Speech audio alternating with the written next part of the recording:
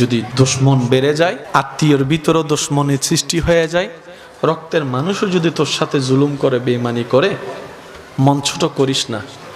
তোদের জীবনের প্রতিটা ক্ষণে কিভাবে মোকাবেলা করবি সেটা প্র্যাকটিক্যাল শিখে নেওয়ার জন্যই আমি প্রত্যেকটা নবীকে এক একটা মুসিবত দিয়ে তোদের জন্য শিক্ষার ব্যবস্থা করে দিয়েছি। সুবহানাল্লাহ।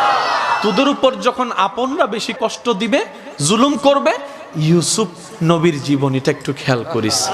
ইউসুফ নবীর জীবনীটা একটু খেয়াল করিস।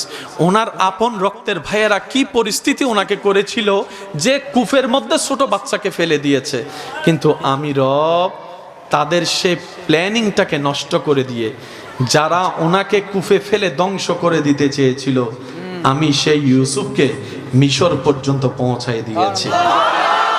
জগৎ ওনাকে অপরাধী ভেবে, অপরাধী মনে করে জেলখানায় বন্দি বানিয়েছে।